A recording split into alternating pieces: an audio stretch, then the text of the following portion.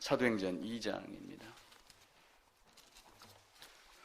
오늘 본문이 사도행전 1장부터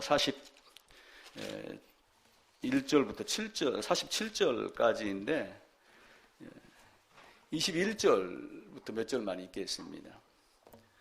사도행전 2장 21절부터 몇 절만 읽을게요. 누구든지 주의 이름을 부르는 자는 구원을 받으리라 하였느니라.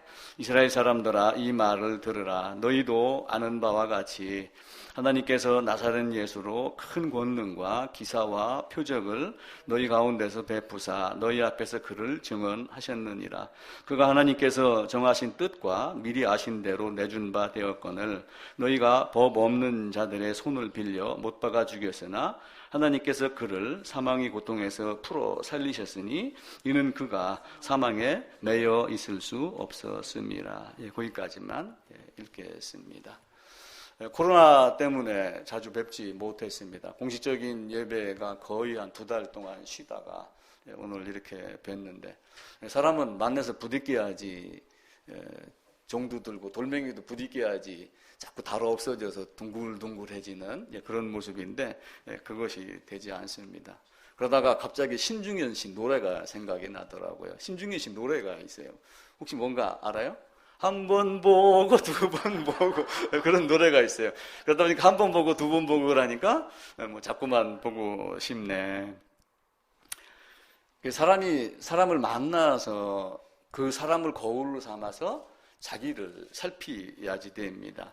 그래서 자기를 잘 모를 때 내가 어떤 자라고 하는 것을 자기를 과신할 때 물에다가 거울에다가 얼굴을 비추지 말고 사람에다가 자기를 비추라, 이런 말이 있습니다.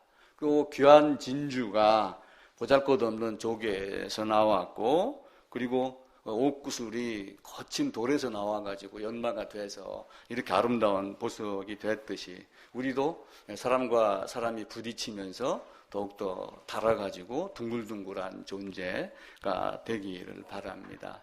그래서 희망보다 더 좋은 친구가 없고 절망보다 더 나은 교사가 없다. 코로나로 인해서 많은 어려움이 있었지만 이것을 잘 극복해내는 분들이 되기를 바랍니다. 세상 일이 내 뜻대로 되면 좋지만 내 뜻대로 되지를 않습니다. 그래서 어떤 사람이 시를 썼어요. 천향이라고 하는 사람이 단추를 채우면서 라고 시를 썼는데, 단추를 채워보니 알겠다. 세상이 잘 채워지지 않는다는 거를. 그래서 단추 채우는 것 같이 우리가 세상 단추는 잘 채우는데 세상에서 어떤 일을 하면서 보면 잘 안 채워지는 게 이렇게 많이 느껴지고 그럽니다. 그래서 코로나로 인해서 어려움이 있지만 잘 지혜롭게 극복을 하고, 오히려 코로나로 인하면서 제가 나름대로 생각을 한 게, 신앙이 단체가 아니고 단체 관광이 아니고 개별적인 것이다 라고 하는 것이 생각이 됩니다.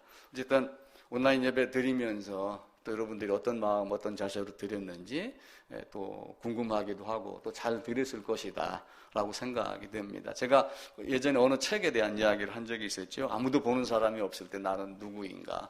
그래서 하나님 앞에서는 하나님이 보이지 않는다 할지라도 늘 하나님이 존재하고, 또 물론 교회는 모이기를 패하는 어떤 습관과 같이 이렇게 모이지 않는 것이 아니라 날마다 마음을 같이하여 성전에 모이기를 힘쓰고, 물론 이 말을 날마다라고 하여 농경시대나 고대의 어떤 이런 시대를 빗대서 우리가 해석을 하기는 어렵습니다. 지금 산업시대고 21세기를 살고 있기 때문에 그때하고는 다르지만 정해진 일주일에 한 번인 주일은 우리가 한번 꼭 모여서 예배를 드리면 좋습니다.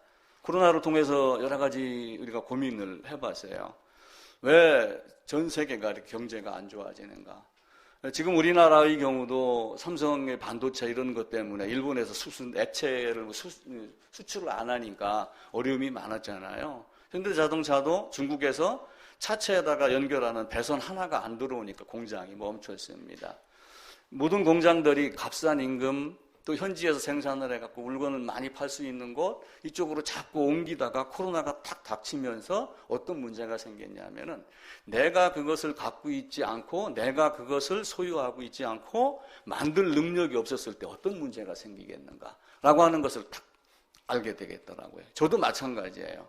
만약에 세상에 어떤 문제가 생겼을 때 마지막 날 하나님 앞에서 나 이렇게 예배 생활했습니다. 나 이렇게 성경 공부했습니다가 아니라 하나님이 원하고 요구하고 하나님이 나에게 주기를 원했던 그것 한 가지 내놔봐 했었을 때 그 핵심이 나한테 있었는가 없었는가라고 하는 것 우리가 고민을 해봐야지 됩니다.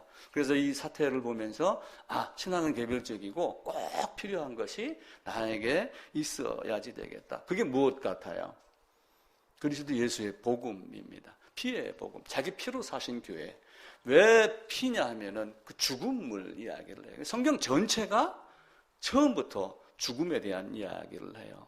제가 시작하기 전에 허스트 싱 가장 소중한 것이 뭐라? 가장 소중한 것을 먼저 해라 라고 했는데 나에게 가장 소중한 게 뭔가? 우리가 한번 고민을 해봐야지 돼요.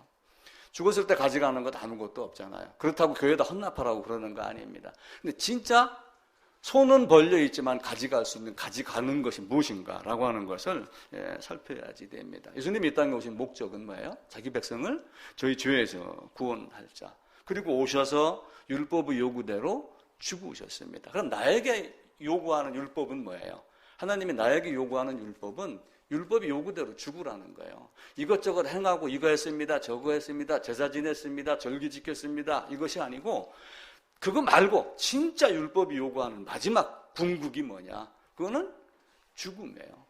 죄값 치르는 죽음. 그것 이외의 다른 것은 없어요. 왜냐하면 아담이 에덴에서 범죄한 것을 해결하기 위한 것이 성경이기 때문에 그래요. 그런데 사람들은 세상에 살면서 성경에 있는 그 깊은 금맥을 찾아내지 아니하고 간혹 자기에게 유리한 것, 자기에게 도움이 되는 문장, 구절 이걸 찾아가지고 적용을 하고 그러지요. 문제는 내가 주님 안에 있는가 없는가. 그래서 지난주에는 제가 신앙이 안 되는 첫 번째 이유에 대한 이야기를 했어요. 신앙이 안 되는 첫 번째 이유는 뭐예요? 내가 첫사람 아담과의 관계가 명확하지 않기 때문에 그래요. 바꾸어 얘기하면은 내가 왜 죄인이 됐는가라고 하는 거예요. 아담이 죄를 졌지 내가 죄를 졌어? 아담이 죄를 진 것이 왜 나에게 왔어? 나는 옆에 사람한테 배운 것밖에 없어. 이게 교회사의 역사에 나오는 이단들의 모습입니다. 그런데 성경은 무슨 얘기를 하냐면 너는 아담 안에 있던 아담이야. 한 사람으로 말미암아 모든 사람이 범죄하였으므로 라고 하며 묘하게 로마서 5장에서 첫사람 아담과의 관계를 명확하게 드러냅니다. 그리고 고린도후서 5장 14절에 가도 한 사람이 모든 사람을 대신하여 죽었으므로 모든 사람이 죽은 것이다 라고 하며 둘째 아담과의 연합을 또 가르치고 있어요. 그 첫사람 아담의 선택 그것도 누가 했냐면 내가 한 거예요. 아담 때문에 그런 것이 아니라 아담 안에 있는 내가 죄를 짓기로 작정을 한 거예요. 그런데 하나님은 선택을 2번 기회를 줘요. 그러니까 우리는 통상 우리 인간끼리 이야기를 할 때 3번 그러지만 성경은 딱 한 번 더 기회를 주는 거예요. 저 사람 아담이 선택하여 범죄했으니까 둘째 사람 아담 안으로 선택하여 네가 죄를 없애는 방법을 네가 찾아라 라고 하는 거예요. 행복의 조건이라는 책이 있었어요. 아주 오래전에. 이게 하버드대에서 인간성장 보고서라고 작성한 것을 책으로 낸 건데 행복의 조건이라는 것이 있어요. 이거 사보지 마세요. 딱 결론은 뭐냐? 어떤 자극이 들어왔을 때 내가 어떻게 올바른 선택을 하고 선택을 따라 했을까? 라고 하는 것 한 가지가 키포인트예요. 모든 사람에게는 다 자극이 들어옵니다. 일상생활에 자극이 안 들어오는 게 없어요. 예를 들면 농장 건설할 때 수많은 문제가 들어오죠. 들어오면 이걸 내가 어떻게 반응했느냐라고 하는 거예요. 공장이 잘못됐을 때 화만 냈느냐? 공장이 잘못됐을 때 그럼 도면 수정을 해서 이렇게 합시다. 제안을 하고 고쳐나갔는가? 여러 가지 문제. 나도 내 개인이 어떤 문제가 생겨요. 그러면은 안 될 때 화만 냈느냐? 가끔 집사람한테 혼나요. 뭐 안 되면 맨날 소리만 지른다고. 근데 그게 아니라 자극이 들어왔었을 때 어떻게 정리를 하고 어떻게 반응할 건가. 그래서 제가 무슨 얘기를 들었냐면 이성에 대한 이야기를 반복해서 드린 거예요. 어떤 사실을 인식하고 옳고 그름을 분별하고 판단하고 나는 이걸 해야지 돼. 나는 A로 갈 거야. 나는 B로 갈 거야. 선택하여 실행하는 능력, 의지까지. 아담이 그 과정을 거치는 거예요. 근데 첫 번째 실패를 했으니까 두 번째는 이길 수 있는 능력이 있어요, 없어요? 첫 번째 것이 잘못됐다는 걸 알면은 첫 번째 B를 선택했으면 두 번째는 A를 선택할 수밖에 없어요. 근데 첫 아담과의 관계가 제대로 정립이 안 되니까 역시 A는 A로 가고 B는 B로 가고 이렇게 하면 달라지게 됩니다. 그러니까 주님과 동행했다라고 하는 이 개념을 우리가 잘 생각을 하셔야지 돼요. 예쁜 처녀하고 예쁜 총각하고 멋진 총각하고 1000년 동안 손잡고 연애한다고 해서 하나가 되나요? 그러지 않아요. 결혼한 사람은 알잖아요. 싸우고 찢고 볶던 하룻밤에 합방을 하면 만리장성을 쌓는 거고, 손잡고 연애를 1000년 해도 만리장성이 쌓아지지 않아요. 그건 모래성을 쌓는 것하고 똑같은 겁니다. 성경은 그와 같이 네가 내 안에 들어왔느냐, 나와 연합했느냐, 그리고 그 연합한 상태로 동행했느냐라고 하는 것을 묻는 거예요. 우리가 영화를 봅니다. 이소룡 영화를 보면 나와가지고 바로 옛날에 어디를 갔어요? 가게 가가지고 쌍절곤 사고 막 휘두르고 그랬습니다. 옛날에 초창기에 흑백 텔레비전에 일제 압자의 잔재가 남아있었을 때 김일이라는 레슬링 선수가 있었어요. 그 사람이 일본 선수만 나오면은 막 빡치기도 해갖고 승리를 합니다. 그러면 또 너도나도 그냥 이마를 쓰다듬으면서 주인공이 된 것 같이 이렇게 여기는 경우가 있어요. 근데 주인공을 영화를 본다고 하여 내가 그렇게 되는 것은 아니에요. 성경은 네가 그 안으로 들어가라를 계속해서 가르치고 있습니다. 그래서 성경은 대하 드라마라고 이야기를 했죠. 대하 드라마를 보라는 의미가 아니라 대하 드라마의 주인공이 되기를 가르치는 거예요. 성경은 통해서. 성경은 네가 어떤 존재인가를 계속 가르쳐 놓고 그 시간으로 가르치라. 그때를 네가 내 안에 들어오는 방법을 가르치는 거예요. 근데 그게 언제 예약이 돼 있냐면은, 언제 예정이 돼 있냐면은 아주 오래전에, 영원 전에. 그래서 그것을 뭐라고 얘기를 하냐면 하나님이 기약대로, 예수님이 이 땅에 와가지고 기약대로 죽으셨어요. 이미 약속한 기약이 언제예요? 영원 전에 삼위 하나님이 구원 협의를 하고 이렇게 될 것이다라고 하고 죽기로 미리 약속한 게 기약이에요. 이게 이제 카이로스라고 하는 단어를 쓰지요. 그런데 때가 참에 예수님이 이 땅에 오셨어요. 기약대로 했는데 갈라디아 4장에 가게 되면은 때가 참에, 이거는 이제 물리적 시간이에요. 지금 이 땅에 있는 시간. 그러니까 하나님이 이미 정해진 것을 그때 맞춰 오셔가지고 이미 정해진 것을 이루신 것. 그래서 십자가에 돌아가시면서 마지막 했던 말이 뭐예요? 다 이루었다? 내용은 아버지께 맡깁니다. 이렇게 이야기를 했죠. 다 이루었다가 뭐 다 이루었다는 거예요? 이제 나 숨 끊어진다? 이 개념이 아니라 이때 기약했던 것을 여기 와서 내가 완성하고 간다라고 하는 거. 그러니까 삼위 하나님이 오래전에 협의해서 이렇게 세상을 다스리고 하는 작정하신 모든 것들을 내가 다 이루었다. 그럼 예수님이 이 땅에 오셔서 다 이루고 가셨습니다. 그럼 사실은 예수님의 사역은 끝난 거예요. 그럼 이 땅에 남아있는 사람들은 뭘 해야지 돼요? 사역하신 내용이 뭔가, 기약한 게 뭐고 어떤 과정을 통해서 그때가 참에 오셔갖고 그것을 다 이루었는가, 그것 한 가지 아는 거예요. 이게 기업이 되고 이 안에서 사람을 많이 모아서 승리를 하는 것이 아니라 그것을 알고 있는 자와 알지 못하는 자의 차이입니다. 나는 받을 세례가 있으니 라고 하면서 그분이 이 땅에 오셔서 세례를 받으셨어요. 근데 우리는 세례 그러면은 자꾸 다른 세례만 생각을 하잖아요. 예수님이 받은 세례가 뭔가? 누가복음 12장 50절에 나는 받을 세례가 있으니. 그러면서 예루살렘으로 앞장서서 올라가셨어요. 죽으러 갈 때 뭐가 그렇게 용감해서 앞장서서 올라갔겠어요? 이미 기약했기 때문에 그래요. 기약했기 때문에 거길 가는 거예요. 그런데 너무 힘이 들어요. 왜냐하면 그 매질 당하고 못 박히고 하는 게 쉽겠어요? 어렵지요. 그러니까 아버지 나 이 때를 좀 면하게 해주세요. 그러나 내 뜻대로 말고 아버지의 뜻대로. 그러면서 끌려가는 모습이에요. 그래서 수동적 순종이라고 그래요. 근데 오실 때는 어떻게 왔어요? 자원하여 오셨어요. 그래서 능동적 의미의 수동적 순종. 그러니까 하나님은 자원하여 그렇게 하셨는데, 우리 만약에 그것을 우리 주님이 대신 대속하지 아니하고 내가 당했다고 한번 해보세요. 그 고통 이겨냈겠어요? 얼마나 비참해요. 그래서 대신 대속이면서 은혜이면서 연합이 됐었을 때 그것을 내가 겪은 것으로 여겨주시는 하나님. 그러니까 감사하죠. 사도행전을 이제 오늘부터 설교를 하려고 그럽니다. 그럼 사도행전을 설교를 하면은 로마서 이후 저 뒤에 히브리서까지, 물론 히브리서는 사도행전에 속하지 아니하지만 바울이 기록한 걸로 여겨지기 때문에 전체적으로는 베드로 전후서 이런 내용까지 다 포함이 되면서 신약 전체가 포함이 됩니다. 그러면은 왜 어떤 과정으로 이 사람들이 무슨 얘기를 했는가라고 하는 거예요. 그럼 사도라고 하는 개념을 먼저 한번 찾아봐 보세요. 사도행전에서 사도가 등장을 합니다. 사도행전 1장에 가게 되면은 기도하는 사람들이 이제 120명이 모여서 기도를 하기 시작을 해요. 근데 이들이 기도하기 이전에 우리 주님이 오셔가지고 며칠 동안 가르치냐면은 약 40일간 이걸 가르칩니다. 뭘 가르쳤겠어요? 예수님이 이 땅에 오셔가지고 30년 그리고 3년 공생에 살면서 많은 것들을 했는데 이게 헛것만 배운 거예요. 껍데기만 배운 거예요. 만나 내리고 병자 고치고 오병이어 이런 것만 배운 거예요. 그러니까 예수님이 나 죽을 거야 그러니까 바울이 저 베드로가 멱살 잡은 이유가 뭐예요?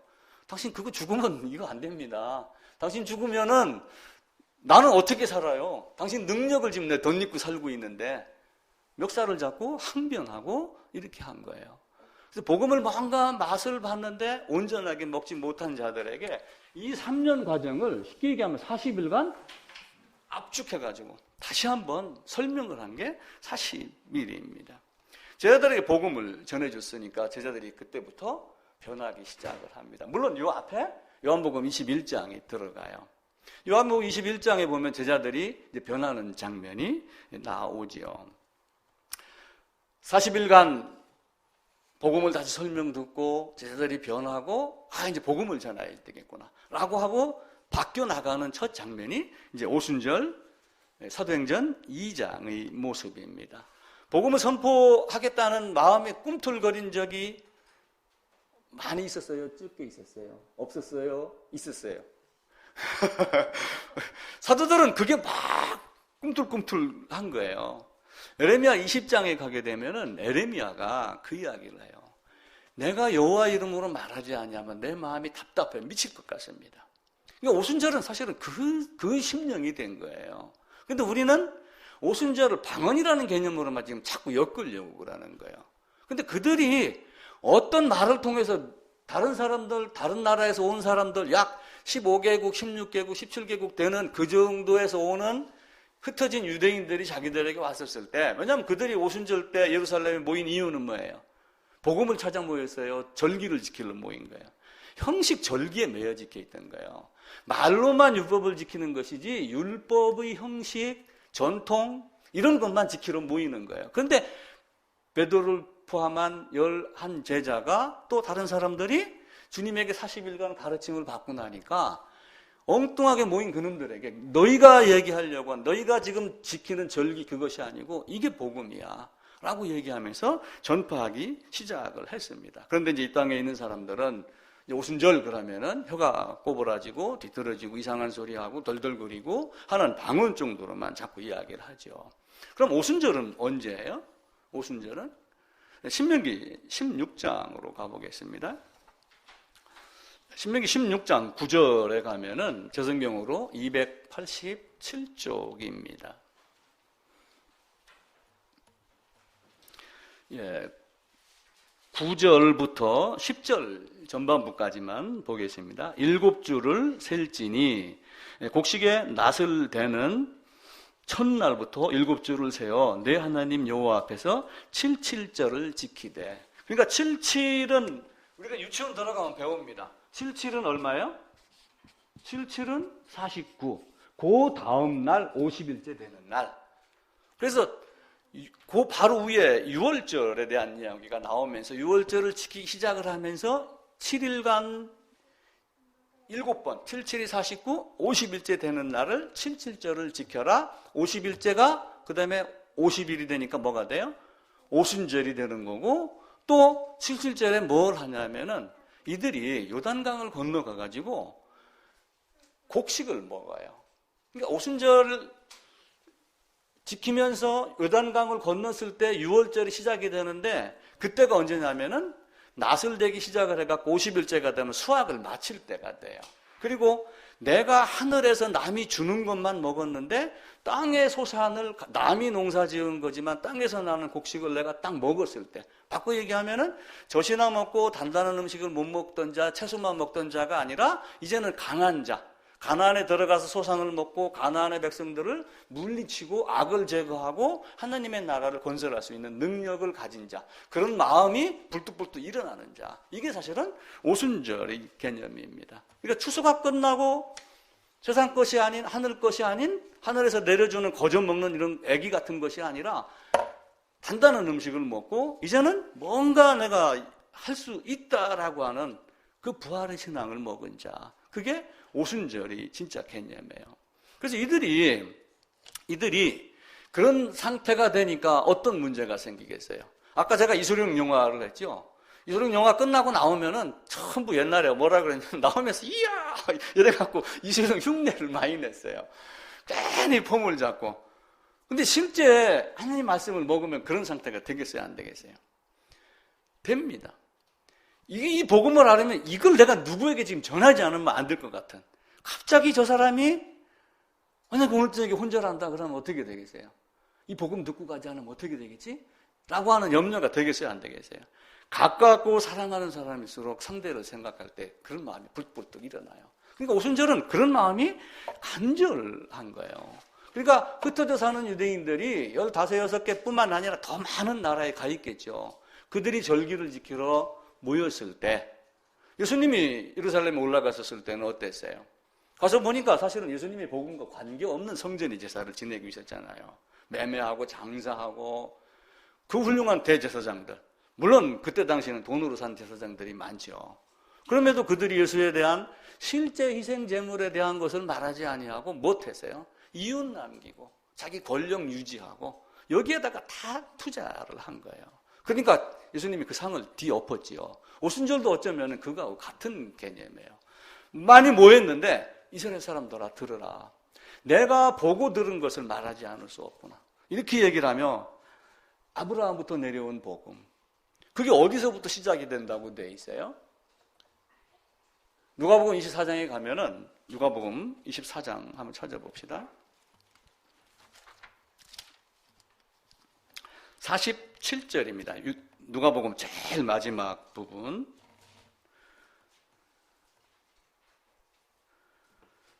47절 한 절입니다. 같이 읽읍시다. 또 그의 이름으로 죄사함을 받게 하는 회개가 예루살렘에서 시작하여 모든 족속에게 전파될 것이 기록되었으니.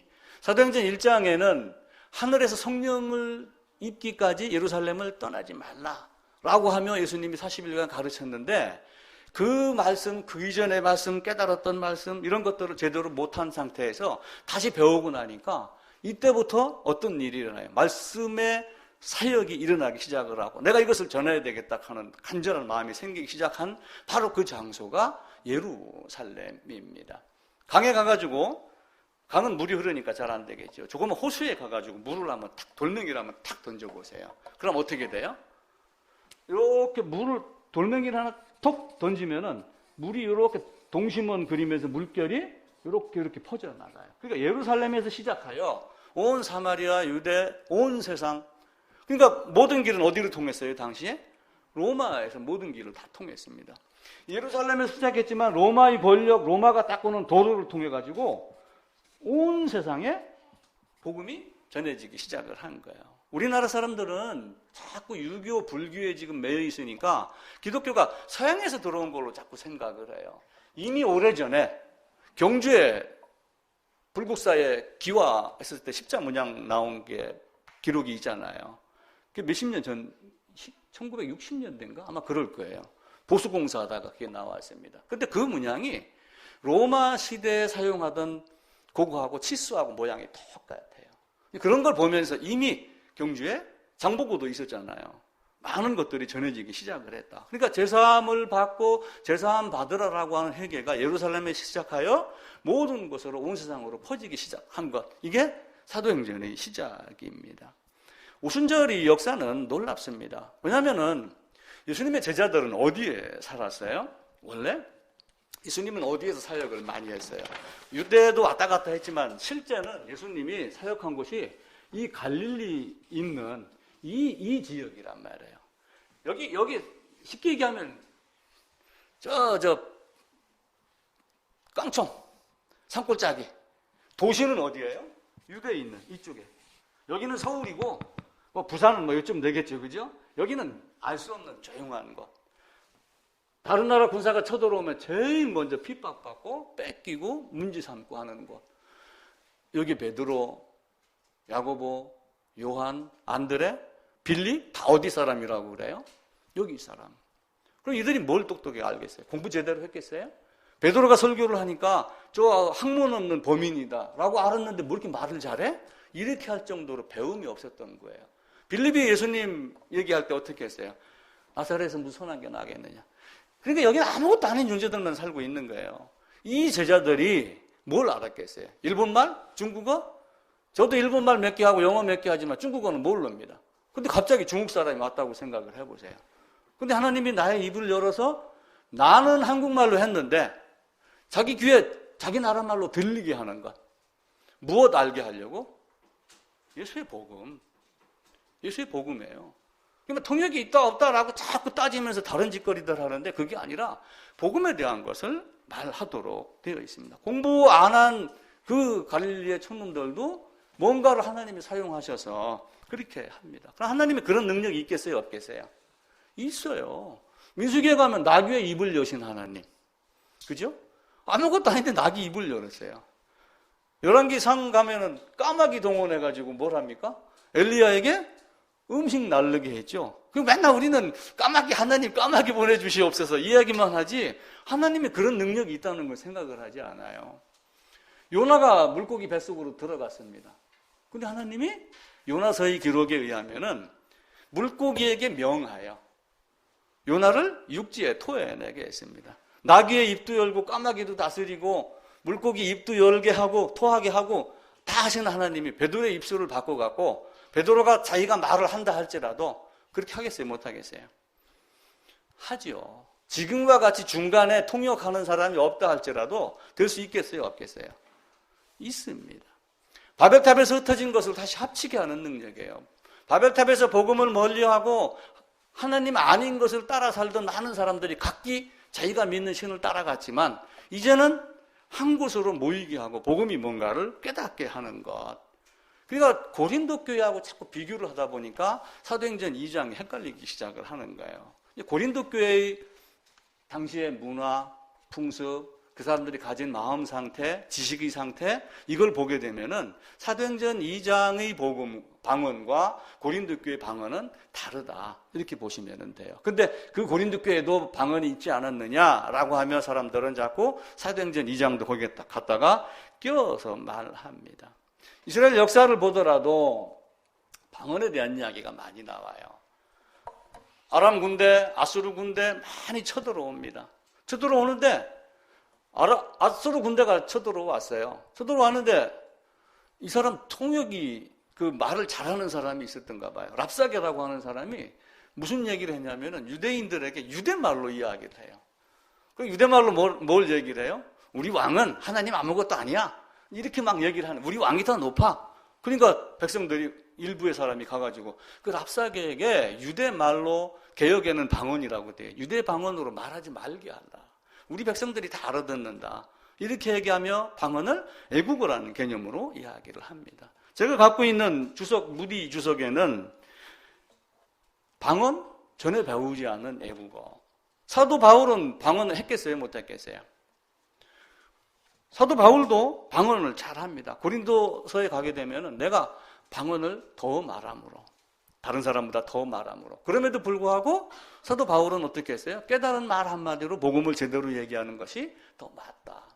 사도 바울은 왜 방언을 많이 얘기를 하냐면은 샤울에서 사울로 바울로 이름이 바뀌어 나가요.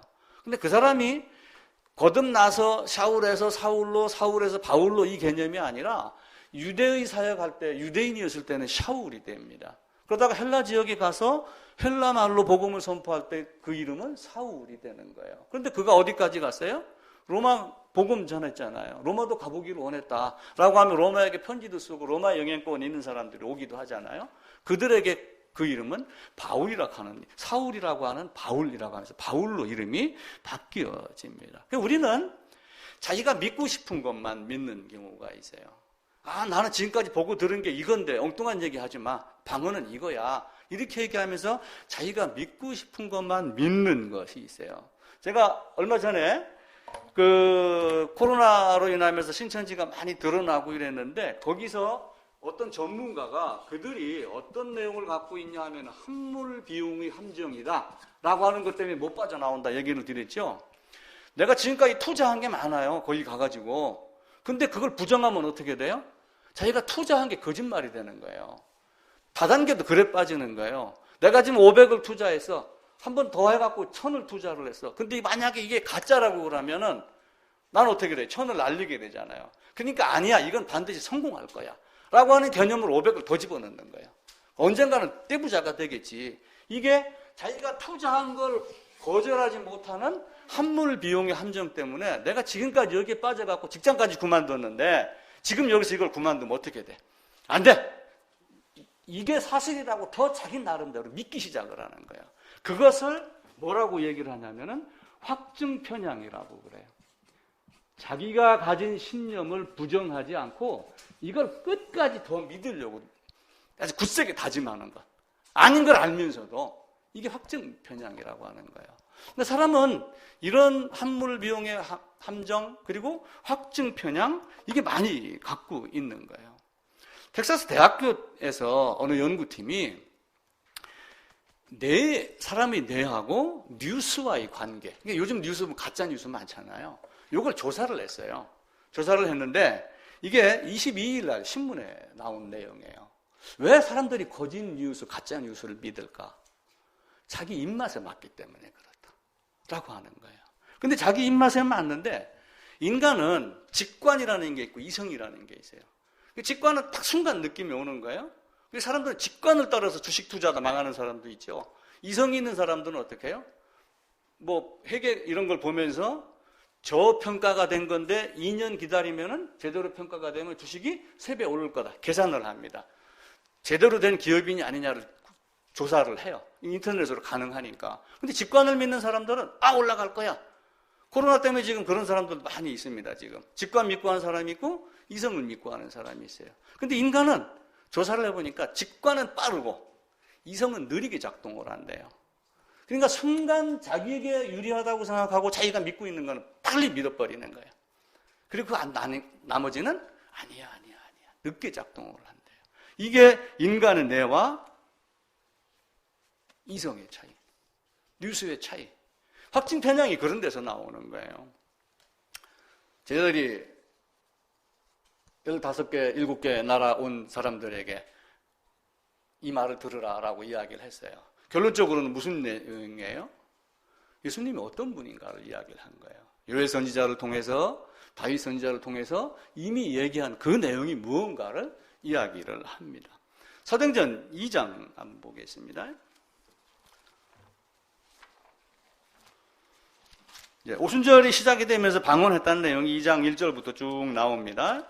그러다가 14절에 베드로가 11사도와 함께 서서 소리를 높여 이르되 유대인들과 예루살렘에 사는 모든 사람들아 이 일을 너희로 알게 할 것이니 내 말에 귀를 기울이라. 그럼 이 일을 너희에게 알게 할 것이다 라고 하는 이 일이 무엇일까라고 하는 거예요.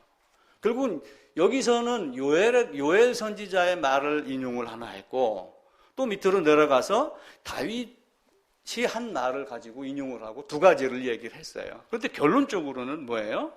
결론적으로는 구원받아라, 죄사함 받아라, 이게 이들이 하는 내용입니다. 누구든지 주의 이름을 부르는 자는 구원을 받으리라. 애국말로 어떤 말로 이들이 얘기했던 결론은 그거입니다. 38절로 가볼게요. 베드로가 이르되 너희가 회개하여 각각 예수 그리스도 이름으로 세례를 받고 죄 사함을 받아라. 그리하면은 성령을 선물로 받으리니. 그러니까 우리는 예수 믿고 죄 사함 받았으니까 성령 이걸 간단하게 그냥 종합적으로 세트로 그냥 과자같이 사고 팔고 지금 이렇게 하고 있어요. 근데 죄 사함 받으라 이건 어느 특정 단체, 특정 교회의 구호가 아니에요. 이거는 진짜 정통 교회가 정확하게 이야기를 해야지 되는 거예요. 죄 사함 받아라, 구원 받아라. 근데 우리는 그런 말이 나오면은 10중 팔고 구원 파냐? 이렇게 얘기를 하죠. 사도들이 오순절 지나면서 복음 얘기하면서 바로 한 얘기가 제사함 받아라, 구원 받아라예요. 우리가 왜 이 말을 회피하고 이 말을 얘기하면 왜 두려워하고 그 사람들은 말 안 하려고 하고 그러죠? 누가 그렇게 가르쳤는가요? 어떤 인간이? 성경은 그렇게 말하지 않아요. 구원 받아라 이렇게 이야기를 해요. 사도행전 3장 19절로 가보겠습니다. 그러므로 너희가 회개하고 돌이켜 너희 죄 없이 함을 받아라. 베드로가 하고 싶은 이야기는 이거예요. 다른 거 없어요. 4장 9절에 갑니다. 만일 병자에게 행한 착한 일에 대하여 이 사람이 어떻게 구원받았느냐라고 우리에게 질문한다면 어떻게 라고 하는 거예요. 어떻게 구원받았느냐? 그냥 믿습니다. 영접 기도했습니다. 이렇게 얘기하지 않아요, 성경은. 베드로뿐만이 아니라 사도행전 9장에 등장하는 바울로 시작해서 로마서 이후로 베드로 전후서까지 어떤 방법으로 너희가 구원받는가를 계속해서 말씀을 합니다. 그 시작이 바로 사도행전 1장, 2장으로 시작을 하죠. 사도행전 10장에 가도 죄사함 받는 것, 사도행전 5장에도 죄사함 받아라 이렇게 이야기를 해요. 그런데 이제 이 땅에 있는 교회는 영접 기도만 시키는 형태가 많죠. 그리고 학습 세례반 거치고 세례 받으면은 이제 세례 교인이고 하나님 나라의 백성이다 이렇게 가르치고 있어요. 근데 그 문답 가지고 해결이 되나요? 그러지 않아요. 고름 짜내는 것 같이 되는 게 아니에요. 암덩어리 하나 제거하려고 온몸에 마취를 하고 배를 가르고 이렇게 대수술을 합니다. 사람이 영혼의 속에 들어가 있는 그 죄에 대한 개념을 올바로 알게 하고 그것을 없애는 과정이 얼마나 어려운가를 알아야지 돼요. 예수님이 십자가를 지셨잖아. 이제 우리는 은혜 믿기만 하면 돼. 근데 그렇게 단순하게 이야기를 하나요? 그렇게 단순하게 믿고 싶으면 그렇게 믿으세요. 그리고 나중에 하나님 앞에 가서 나도 은혜 받았습니다 한번 외쳐보세요. 우리 예수님이 뭐라고 하시는가? 내가 왜 죽었는가? 어떻게 죽었는가? 이 얘기를 하잖아요. 그걸 우리가 명확하게 아셔야지 돼요. 내가 지금 말하고 있는 것 2장 14절 다시 한번 가보겠습니다.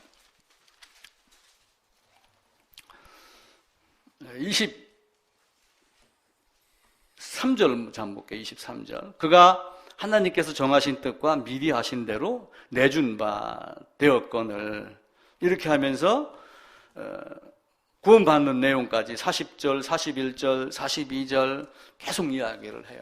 근데 이제 교회는 뭘 찾아서 나서냐면은 봐라. 사도행전 1장에 몇 명이 모였냐면은 120명이 모였다. 근데 한참 가다가 보니까 사도행전 몇 장에 또 나와요? 사도행전 2장에 보게 되면 41절입니다. 그 말을 받는 사람들은 세례를 받으며 이날에 신도의 수가 3,000이나 되더라. 그러니까 우리 교회 올해 세례 교인은 몇 명 세례를 줬다가 교단 내에서도 통계 자료가 돼요. 근데 여기서 얘기하는 세례가 그 의미였을까요? 우리 고민해야지 돼요. 이거는 교단의 헌법이 문제가 아니에요. 하나님 앞에서의 문제예요. 하나님 앞에서. 하나님이 어떤 세례를 주기를 원했는가라고 하는 거예요. 왜 에디오피아 내시는 내가 이 말씀을 깨달으며 세례 받음에 꺼리낌이 있겠느냐라고 했던 그 세례가 무엇인가라고 하는 거예요. 우리는 학설로 세례는 믿음의 확증이다 라고 이렇게 얘기를 하면서 이렇게 이야기를 하지만 그 세례가 어떤 의미를 가진가를 세례라고 하는 형식으로 드러낸 거예요. 그럼 세례는 뭐예요? 물로 씻음? 물 뿌림? 물에 잠김? 결국은 씻음, 잠김은 없애고 죽이고 하는 걸 이야기를 하는 거예요. 그것까지 다 포함된 것이 세례라고 하는 의미가 되는 겁니다. 오순절은 신약시대의 물론 주님이지만 또 한편으로 신약시대의 전 세계사의 중요한 출발이 되는 그 시점이기도 해요. 왜냐하면 우리 주님이 이루어놓은 것을 그때부터 어떻게 해요? 동심은 딱 돌멩이 하나 던져갖고 예루살렘에서 시작하여 온 세상으로 퍼지게 하는 것 때문에 그렇습니다. 여러분은 예수 믿을 때 어떻게 믿으세요? 왜 믿으세요? 단순하게 예수 믿으니 뭔가 잘 되니까? 저도 그렇게 시작을 했어요. 예수 믿는 사람들 보니까 참 행복하게 사는 것 같아. 웃는 것 같고 저 집은 늘 근데 왜 나는 집에만 가면 마누라하고 싸우고 맨날 새벽 1시, 2시까지 소주 먹고 늦게 들어가고 왜 이렇게 되지? 저는 그래 고민을 하다가 근데 성경을 보다 보니까 이게 단순하게 행복한 것이 아니라 어떻게 해야지 죽음에서 피하는가. 하나님의 심판이 있는데 어떻게 해야지 심판을 피할 수 있는가. 이게 성경이 얘기하는 키포인트예요. 근데 우리는 거기서 내게 좋은 것만 뽑아가지고 예수 믿으면 행복해. 예수 믿으면 뭐 사랑스러워. 뭐 섬기는 이것만 가지고 있었던 거예요. 그 좁은 문 이런 것이 아니고 하나님이 내게 주시기를 원했던 건가 뭔가라고 하는 거예요. 자, 베드로를 봅시다. 베드로는 3년 동안 따라다니기 이전에 어떤 사람이었어요? 베드로는 어부였어요. 그 당시에 어부는 뭐예요? 저 남해 바닷가에 어선이 한 척이 있으면 부자예요, 안 부자예요? 부자예요. 김영삼 대통령 아버지가 어선 갖고 멸치잡이 했잖아요. 그놈 가지고 다 돈 썼잖아요. 졸개들 다 만들었잖아요. 어선 하나 큰데 한두 개 가지면은 가쁩니다. 지금도 서울에서 직장 생활 하다가 난 어천 귀촌했어, 귀여했어 그러죠. 자기 고향 땅 가서 아는 사람 통해서 배 한 척만 제대로 갖고 있어봐요. 서울의 연봉 아무것도 아니에요. 그 부자였지만 하나님 제대로 알았어요? 몰랐죠. 단지 뭐예요? 고기 잡는 거 하나 때문에 이분이 뭔가 좀 다른 분이다. 왜냐하면 유대인은 메시아를 다 알고 있었잖아요. 이런 정도의 능력을 베풀 수 있다라면 이분은 반드시 메시아야. 이건 아는 거예요. 그러니까 너는 나를 누구라고 하느냐라고 하니까 주는 그리스도의 살아계신 하나님의 아들이다. 우리가 이걸 신앙 고백이라고 하면서 자꾸 예수의 사람으로 만든단 말이에요. 그런 베드로가 그렇게 신앙 고백을 했던 베드로가 3년 동안 따라다니면서 뭐 했어요? 예수님 죽으러 가고라니까 안 됩니다. 말렸죠. 잡혀갔는데 어떻게 해요? 아, 예수 저 인간 몰라. 그냥 모른다 했어요? 저주하며 부인했어요. 그게 베드로의 모습이에요. 그러다가 닭이 울으니까 어떻게 해요? 이것까지 맞췄네? 이거 사실 진짜 메시아 아니야? 거기서 통곡을 한 거예요. 이게 베드로의 모습이에요. 그럼 베드로만 그랬을까요? 다른 사람은 그렇게 안 했을까요? 자기 머리로 이해하지 못했던 거예요. 도망은 어떻게 했어요? 3년 동안 따라다니잖아요. 근데 어떻게 했어요? 에이, 당신이 무슨 부활이야. 생긴 건 비슷한데 진짜 못 받겠어? 이거 저 그림으로 못 잡고 그려놓은 게 내가 손가락 쑤셔넣고 알아보게. 이게 제자들의 모습이었어요. 그들에게 40일간 가르치는 거예요. 내가 3년 동안 무슨 얘기했는지 아니? 이때 오병이의 기적이 단순하게 너희들에게 뭐 먹을 것 주고 내가 능력 있는 것 이게 아니라 이렇게 죽음에서 하늘을 다스리고 모든 권세가 있고 이런 모든 걸 다 얘기를 하는 거예요. 베드로가 고기 잡을 때 예수님을 보고 깜짝 놀란 거예요. 갈릴리 호수가 어떻게 생겼냐면 고구마같이 약간 길쭉하게 생겼어요. 그래가지고 요 깊이가 12km인가가 됩니다. 약 12km. 이 길이가 한 24km가 되는데 이제 그건 이제 나놓고요. 예를 들면 이제 여기쯤에서 고기를 잡았어요. 근데 빈손으로 들어왔어요. 고기 있느냐? 없습니다. 그때가 언제냐? 아침이에요. 근데 예수님이 뭘 얘기하냐면은 그럼 깊은 데로 가서 그물을 한번 내려봐라. 그럼 깊은 데로 가서 내리려고 그러니까 쉽게 얘기하면은 중앙까지 가면 몇 킬로를 가야 돼요? 6km 노를 저어 가야 돼요. 지금과 같이 동력선 푸르 가면 30분 만에 가는 게 아니라 여기 가면 풍랑도 있어요. 호수가 커가지고 바다같이 풍랑이 심해요. 노를 저어가고 가서 6km 가고 나니까 해가 중천에 떴어요. 그럼 고기는 어디에 있겠어요? 고기는 고기가 지금 여기 있고 B 여기도 고기가 있고 그럼 고기가 어디로 갔겠어요? 지금 낮 1시 2시입니다. 고기가 어디로 가 있어요? A예요? B예요? B예요. B. 왜냐하면은 이게 땅이 바닷속이 이렇게 된 거거든요. 그러면 여기가 깊으니까 여기는 얕으니까 난 12시가 되면 어디가 물이 뜨거워요? 여기가 뜨겁잖아요. 그럼 고기가 어디로 움직여요? 따뜻한 물 찾아서. 깊은 데로 가라 했는데 고기가 없는 곳에 고기가 다 이쪽으로 몰려간 곳에 그물 던져라 해놓고 그물을 던지니까 고기가 온다는 말이에요. 그 모습을 본 거예요. 야, 이는 능력자야. 따라다닐 만한 사람이야. 배가 그물을 버려두고 쫓아간 거예요.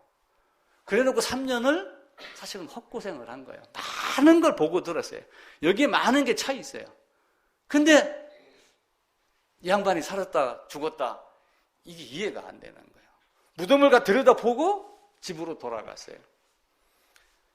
마리아를 통해서 살아났느니라 얘기해도 그 엠마오로 간 두 제자도 뭐예요? 모든 걸 보고 듣고 다 알았어요. 이상하다, 이상하다. 그러면서 어디로 가요? 고향으로 낙향하는 거예요. 예루살렘이 아니라 에이 이제 다 포기야. 믿을 만한 아무도 없어. 그럼 가는 거예요. 근데 가다가 보니까 주님이 와가지고 어디 가니? 이런 일이 있었는데 나중에 말씀을 풀어 가르치니까 어떻게 해요? 그들이 어디로 가요? 다시 예루살렘으로 돌아가요. 다시 복음안으로 들어가고 다시 첫사랑을 회복을 하는 거예요. 근데 요한복음 21장에 가면은 이 장면이 또 나와요. 이른 아침이니까 동틀 때예요. 그럼 그때는 고기가 어디 있어요? 그때는 A에 있어요? B에 있어요? 그때는 B에 있어요. 근데 배 오른편에 던지라. 깊은 데로 가지 말고. 왜냐하면 낮에 태양으로 수온이 올라가 있는 상태예요. 여기가 열 유지가 지금 되고 있는 거예요. 여기가 지금 고기가 다 몰려 있어요.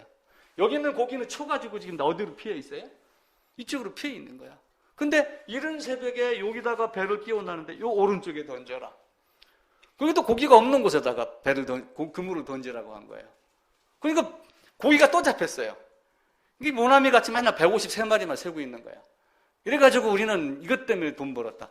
그 대한민국이 연필을 하고 공부하기 시작한 때라 돈을 버는 거지 153이라고 한 이름 때문에 돈 버는 게 아니에요. 근데 우리는 거기다 꽤 맞춘단 말이에요. 이걸 보고 이때 만났던 그분이 그놈이구나. 그분이 그분이야. 이걸 알고 주님이시다. 그들을 데려다가 40일간 가르치는 거예요. 봐라. 내가 처음에 고기 잡을 때 이랬었지. 뭐 믿고 달려들었니? 뭐 믿고 교회당 나갔고, 뭐 믿고 신학교 갔고, 뭐 믿고 너 목사 됐어? 저한테 묻는 거예요. 다시 또 물어요. 이때 깨진 베드로에게 묻잖아요. 내 양을 치라, 내 양을 치라. 이렇게 하며. 이렇게 베드로가 눈으로 보고, 손으로 만져보고, 이렇게 하겠다고 하지만 영안이 열리지 않았던 이들에게 하나님이 우리는 이것을 전해야 됩니다. 라고 마음속에 불같이 일어났던 것. 이게 오순절의 개념이에요. 제가 지난주에 빅터 프랭클린가를 얘기를 하면서 그랬죠. 아무도 나의 동의 없이 나의 자유를 빼앗을 수 없다. 근데 아담은 빼앗겼어요. 쉽게 얘기하면은 자기가 동의를 한 거예요. 아담 유혹에. 그래서 범죄의 책임은 누구에게 있어요? 아담에게 있는 거예요. 그럼 죄값도 벌책 형벌도 누가 받아야 돼요? 아담이 받아야지 돼요. 그런데 베드로가 이런 과정을 거치면서 내 안에 마음의 할례가 딱 꽂혔다고 생각을 해보세요. 예전에는 맨날 육신의 할례, 표면적인 유대인, 여기만 따졌잖아요, 유대인들이. 그 절기를 지키러 오는 거예요, 예루살렘으로. 근데 그들에게 표면적 유대인이 아니고 이면적 유대인이다. 할례는 육체에 하는 게 아니고 마음에 하는 거다. 그래서 마음에 딱 고린도서에 있는 대로 마음판에 새겨졌으면, 신비에 새겨졌으면. 그래서 옛날에는 율법을 돌판에 새겨줬죠. 모세. 이스라엘 갈 때 돌 해놓고 기록 남겨놓고 했죠. 왜 돌에다 했어요?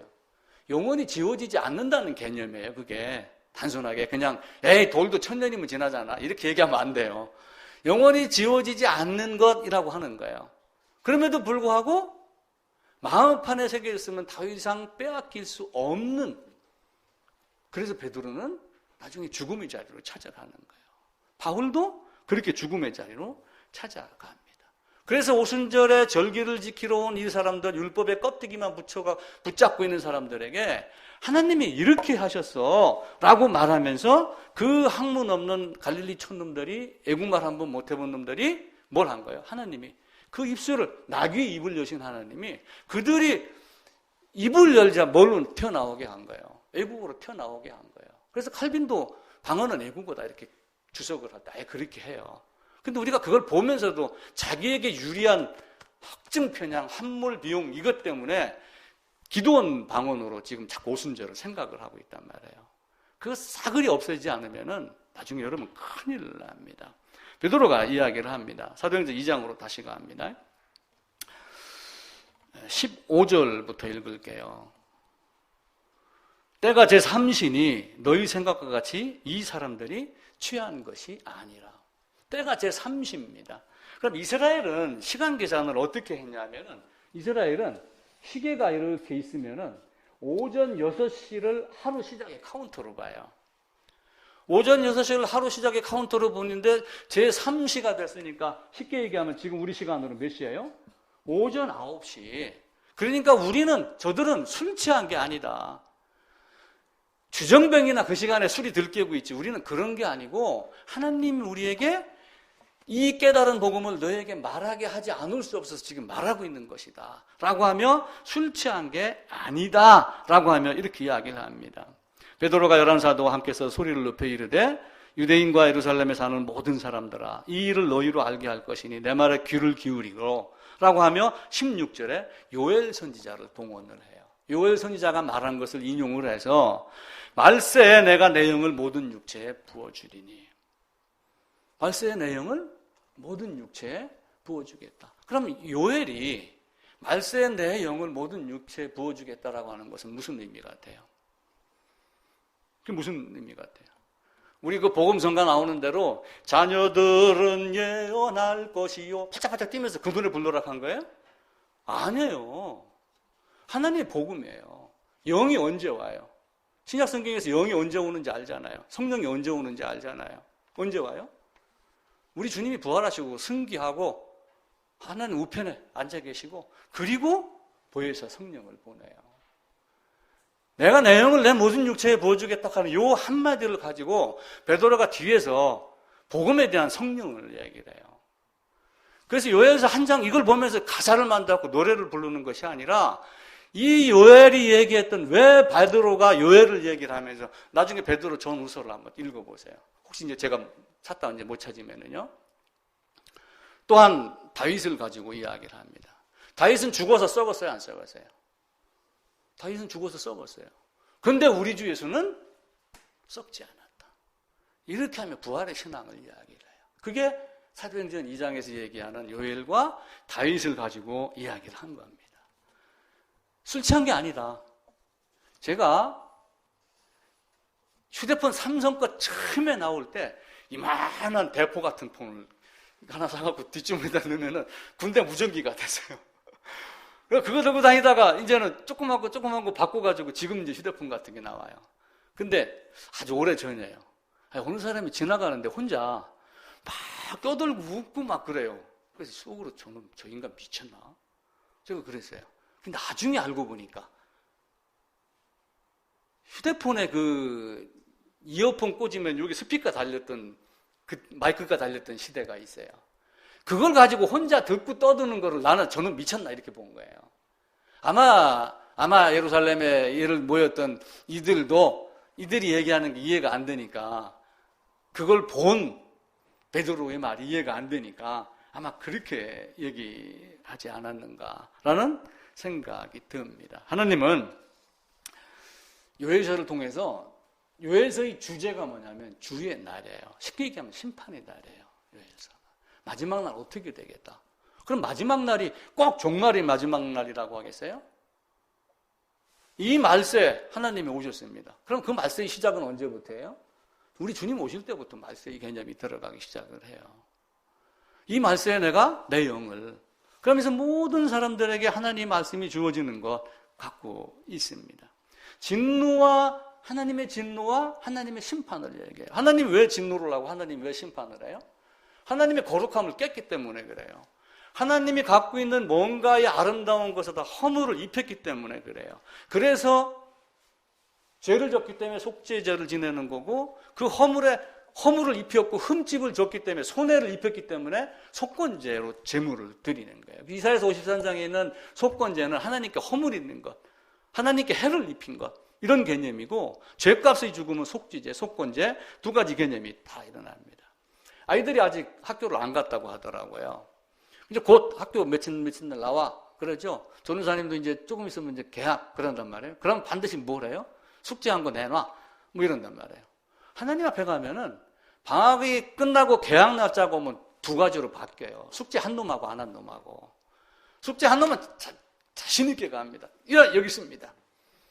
수능 가까우면 어떻게 해요? 공부 많이 한 사람은 당연하게 갑니다. 공신같이 딱 뭘 외워요. 법칙을. 그럼 아무 문제고 들이대. 그럼 요거 다음엔 이거야. A, B, C 다음엔 D가 아니고 F야. 영어의 뭐는. 이게 순서가 있대요. 그럼 숙제 안 한 사람은 어떻게 해요? 겁이 나는 거예요. 그래도 나는 책은 10번 읽었습니다. 자기 방식대로 이야기를 한다고 되는 게 아니에요. 이 심판, 종말, 이 모습이 베드로가 요엘서를 인용을 해가지고 하나님의 영이 있는 자와 없는 자. 내가 이 부활의 복음, 성령이 와서 뭘 해요? 성령이 와서 내가 갔다가 너에게로 온다. 근데 와갖고 뭘 한다고 그래요? 내가 말한 모든 것을 가르치고 생각나게 하리라. 성령이 언제 와요? 내가 갔다가 다시 오겠다. 성령은 구약시대에도 있었지만 실제 삼위 하나님의 성령 하나님은 주님의 부활 이후에, 승귀 이후에 이루어지는 역사예요. 뭐 사무엘 누구도 했고 뭐 사울도 뭐 성령을 받은 적이 그 성령의 개념을 이야기하는 게 아니에요.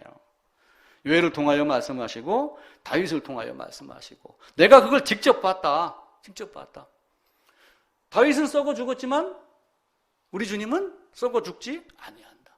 구약에서 계속 누구를 이야기를 해요? 시편 한번 찾아봅시다. 시편 16편입니다.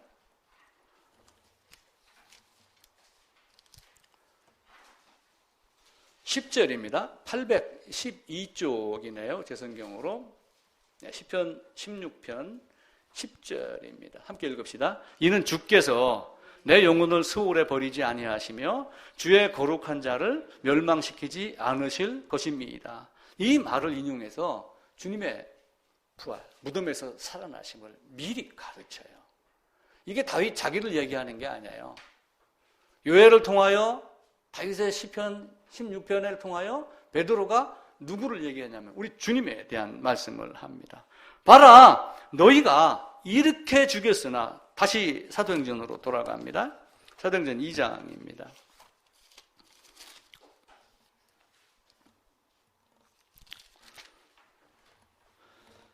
23절 4절입니다. 그가 하나님께서 정하신 뜻과 미리 아신 대로 내준 바 되었거늘 너희가 법 없는 자들의 손을 빌려 못 박아 죽였으나 하나님께서 그를 사망의 고통에서 풀어 살리셨으니 이는 그가 사망에 매여 있을 수 없음이라 다윗이 그를 가리켜 내가 항상 내 앞에 계신 줄을 배웠음이며 나로 요동치 않게 그가 내 우편에 라고 하면 27절에 보면은 거룩한 자로 썩음을 당하지 않게 하실 것이다 라고 하며 말씀을 합니다. 근데 이 내용이 나중에 사도행전 저 뒤로 가면 13장입니다. 사도행전 13장으로 갑니다. 36절입니다. 36절, 7절, 8절, 9절 같이 한번 읽읍시다. 다윗은 당시에 하나님의 뜻을 따라 섬기다가 잠들어 그 조상들과 함께 묻혀 썩음을 당하였으되 하나님께서 살리신 이는 썩음을 당하지 아니하셨나니 그러므로 형제들아 너희가 할 것은 이 사람을 힘입어 죄사함을 너희에게 전하는 이것이며 또 모세 율법으로 너희가 의롭다 하심을 얻지 못하던 이 모든 일에도 이 사람을 힘입어 믿는 자마다 의롭다 하심을 얻는 것이다. 지하철에서 어떤 사람이 당신 구원받았습니까? 죄사함 받았습니까? 물으면 도망가지 마세요. 나는 이렇게 구원받은 존재야. 너는 어떻게 구원받았어? 이건 돼지 푸세요. 그리고 그가 얘기했을 때 예수님이 내 죄 다 가져간 거야. 초등학교 1학년 얘기 수준으로 얘기하지 말고 어떻게 죄를 다 가져갔니? 그걸 여러분들이 글을 분해시켜버리세요. 그렇게 해야지 여러분들이 이기는 거예요. 하나님은 그 방법을 성경에서 지금 다 가르치고 있어요.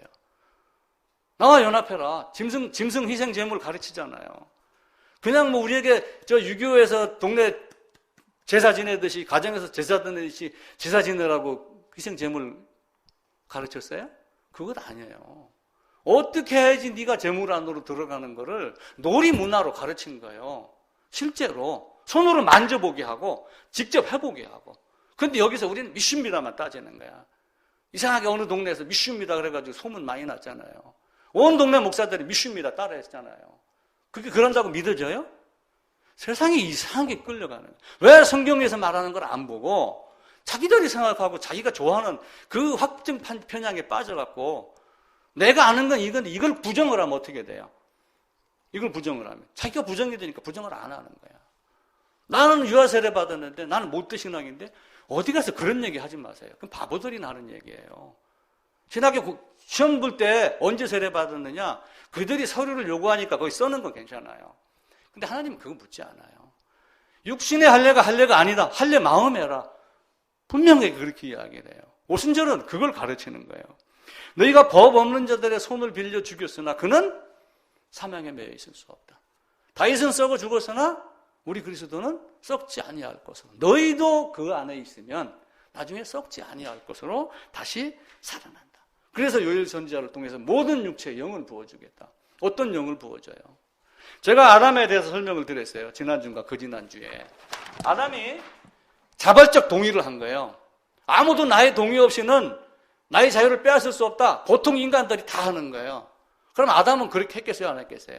안 할 수 있는데도, 유혹만 했는데도 사탄이 강제하지 않았어요. 자기가 동의하여 반납을 한 거예요. 그러니까 하나님이 아담을 만들어 놓고 깨끗한 그릇으로 만들어 놓은 거예요. 하나님은 A를 집어넣고 싶어요. 근데 이놈은 B로 눈독이 가 있는 거예요. 그러니까 나중에 어떻게 해요? 제가 지난주 말씀드렸던 돌잔치. 저는 그때 그 얘기하고 집에 가서 가만히 생각을 하니까 내가 자유의지에 대해서 설명한 거 지금 최고였어요. 그리고 혼자 좋아했어요. 아버지는, 부모는 돈 잡기를 바라는데 이놈의 자식은 실을 잡는 거예요. 이런 차이가 있어요. 그래가지고 여기가 뭐가 들어갔어요? 내가 아름다운 맛있는 음식 담아주려고 코렐 접시를 샀는데 거기다가 진흙을 탄뜩 담아버린 거예요. 근데 음식은 지금 만들어져 있어요. 소갈비. 이거 저 뉴욕에서 1등 셰프가 지금 와갖고 만드는 거예요. 다시 담으려면 어떻게, 이 그릇에다 담아야 돼요. 다른 것은 안 돼. 그럼 어떻게 해야 돼요? 이 사람을 다시 어떤 상태로 만들어야 돼요? 이 상태로 만들어야지 돼요. 이 상태로 만들고 A를 집어넣는 것까지를 우리가 그냥 십자가 이렇게 이야기를 하는 거예요. 그냥 대표적인 언어로. 그럼 우리가 십자가 그러면은 이 과정이 다 이해가 돼야 된단 말이에요. 근데 만날 예수님이 십자가가 부적이 되어 있는 세상이란 말이에요. 그래도 요즘에는 십자가 끌고 다니는 행진을 안 하니까 조금 다행이에요. 십자가가 이렇게 부적이 아니에요. 그냥 우리가 십자가 이렇게 하지만 이런 모든 모습들이 다 들어가 있는 거예요. 이걸 무슨 재주로 없애요? 이걸 무슨 재주로 없애요? 이걸 너가 죽어라 라고 죽음을 가리키는 거예요. 근데 실제 죽었어요? 실제 죽었어요? 실제 안 죽었어요. 근데 실제 죽은 거예요. 이게 믿음이라고 하는 신비가 되는 거예요. 죽고 나서 이 그릇이 깨끗하게 비워지면 뭘 집어넣어요? 다시 A를 넣습니다. 베드로도 이런 과정을 거치는 거예요. 그러다가 보니까 이 A는 누가 뺏어갈 수 있어요? 없어요? 없어요. 이제는. 왜? 하나님이 관리하거든. 아무도 내 손에서 빼앗을 자 없느니라. 그걸 갖고 있는 거예요. 그래서 내가 하나님을 알 뿐더러 하나님의 아신 바가 되었거늘 쌍방이 다 하는 거예요. 근데 하나님은 나를 쳐다보지도 않는데 내 혼자 십자가 자꾸 찬양하고 지금 뭐 성령이여 임하소서 하면서 지금 하나님 아는 척하고 있단 말이에요. 근데 하나님이 그걸 알아줘요? 내가 너를 도무지 모르노라. 내가 너를 모른다. 그러니까 제자들이 어떻게 해요? 12제자는 아니었겠죠. 다른 제자들이.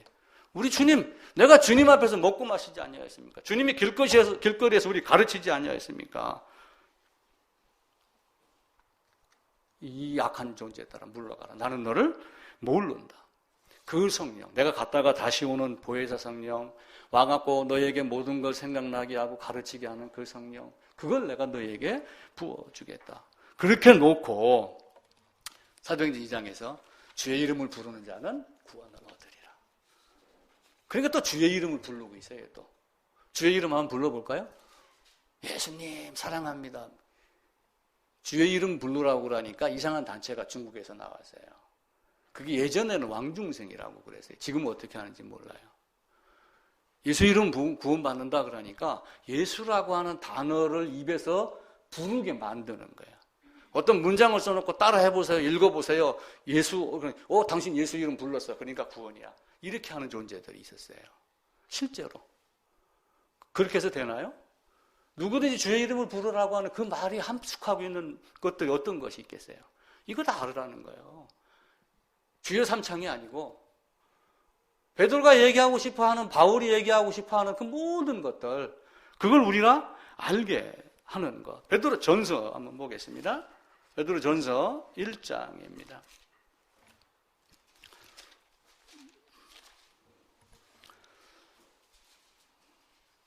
377쪽 8쪽입니다.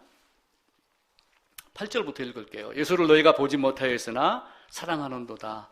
이제도 보지 못하나 믿고 말할 수 없는 영광스러운 즐거움으로 기뻐하니 믿음의 결국 곧 영혼의 구원을 받음이라. 이 구원에 대하여는 10절 같이 읽읍시다. 이 구원에 대하여는 너희에게 임할 은혜를 예언하던 선지자들이 연구하고 부지런히 살펴서 자기 속에 계신 그리스도의 영이 그 받으실 고난과 후에 받으실 영광을 미리 증언하여 누구를 또는 어떠한 때를 지시하는지 상고하니라.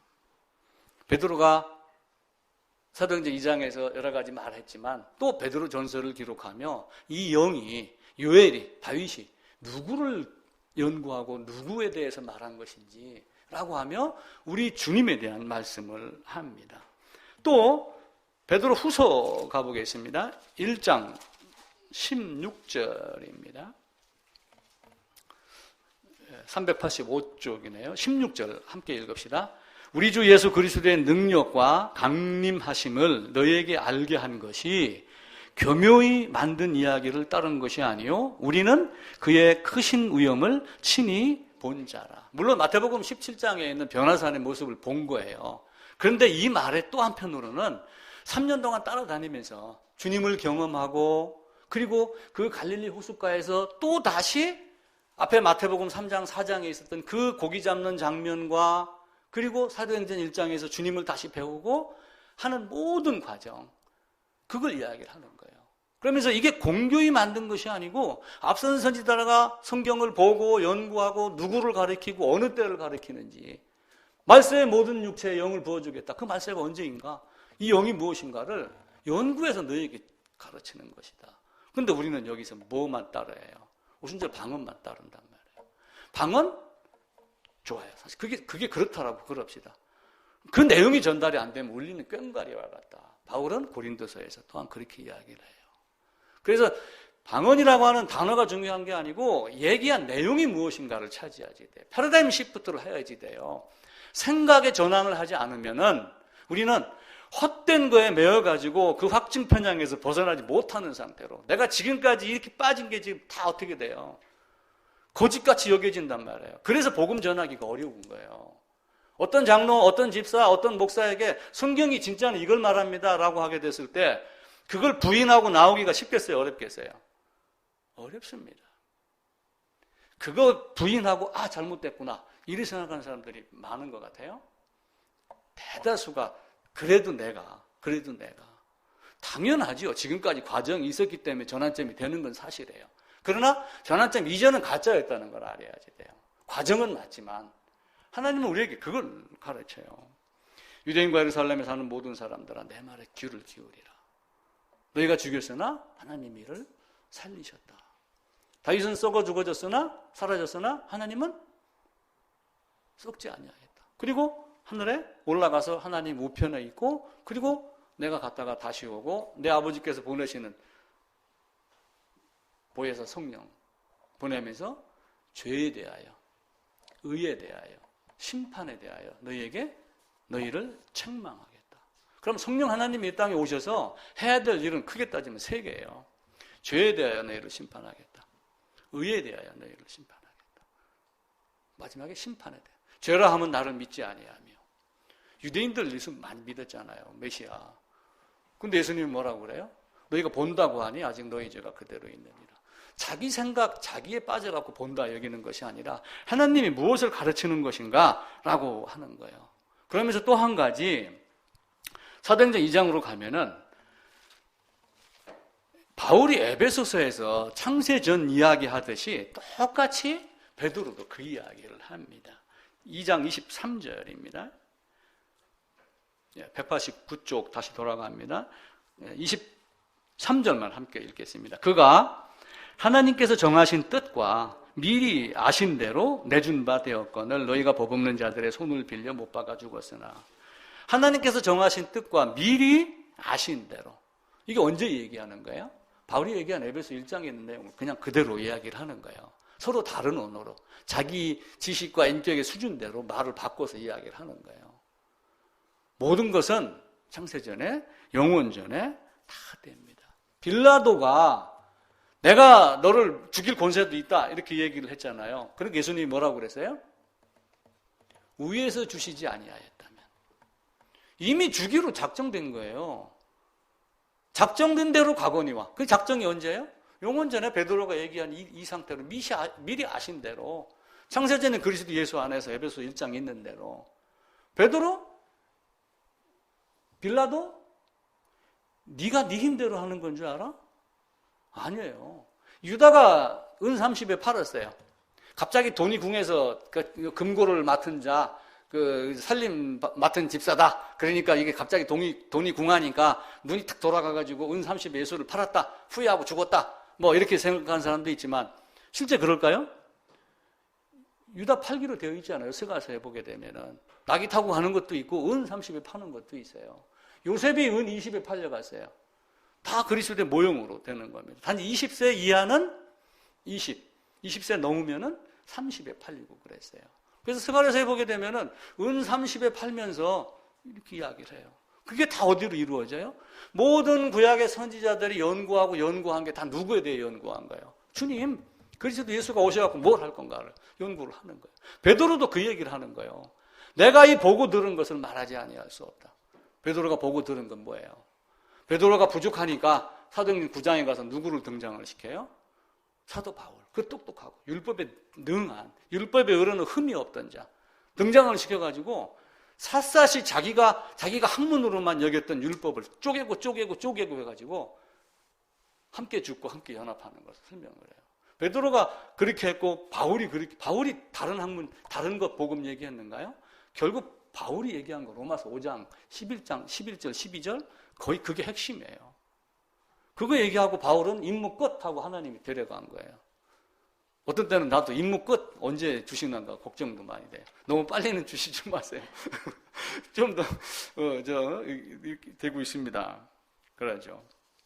그래서 우리는 성경을 보면서 유다가 예수를 팔면서 이게 하나님의 뜻이라고 생각했을까? 갑자기 그런 생각이 들어가요. 로마 군사가 십자가에다 못 박는데 이게 자기가 하나님의 뜻을 이루게 하는 도구인데 악하게 사용되는 줄 알았을까? 알았을까요? 몰랐죠.